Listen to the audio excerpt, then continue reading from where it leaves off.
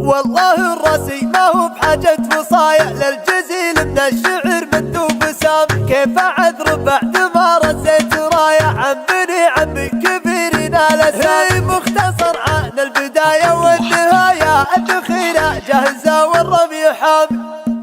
يا قصيد ما ذخرتك للمنابر والجرايد ذاخرك للموقف الغصاب الروس الشهيد. في ذكر عبد العزيز كريم تقوم الفرايد والقصيد الجزل سيل يلعب الهز بهديري. انت يا عبد العزيز بطيب راسك طيب سايد راسي بسيط مثل طويق في شبه الجزيل. في سماك نجوم مجد من القدايم والجدايد ستة في نجمة الطوفات واكملت المسير. الف مبروك التخرج غنت حروف القصايد منها لا الاعلى بخير ومنها لا الاعلى بخير. سيرتك عطره بجود وطيب ما تبغى شهايد يكفي اسلوب وسعد للعز والعليا بخير. سيرتك عطره بجود وطيب ما تبغى شهايد يكفي اسلوب وسعد للعز والعليا بخيره. دون صيته والمعالي لا يكل ولا يحايد رجل واحد غير بقى فيه عادل عشيره.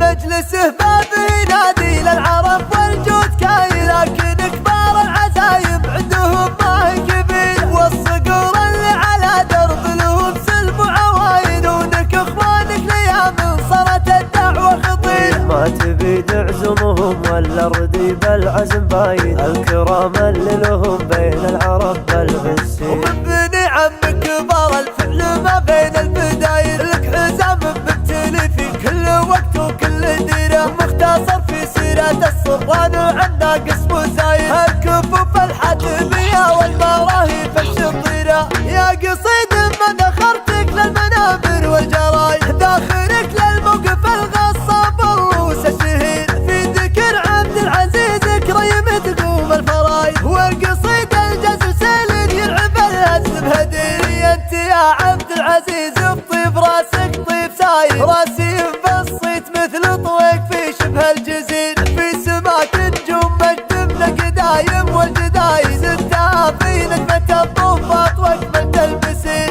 الف مبروك التخرج غنت حروف القصايد منها لا الاعلى بخير ومنها لا الاعلى بخير. سيرتك عطره بجود وطيب ما تبغى شهايد يكفي اسلوب وسعد للعز والعليا بخير. سيرتك عطره بجود وطيب ما تبغى شهايد يكفي اسلوب وسعد للعز والعليا بخيره. دون صيته والمعالي لا يكل ولا يحايد رجل واحد غير بقى فيه عادل عشيره. مجلسه بابه نادي للعرب والجود كاي لكن كبار العزايم عندهم ما هي كبير. والصقور اللي على درب لهم سلب وعوايد ونك اخوانك ليام صارت الدعوه خطير. ما تبي تعزمهم ولا رديب العزم باين الكرام اللي لهم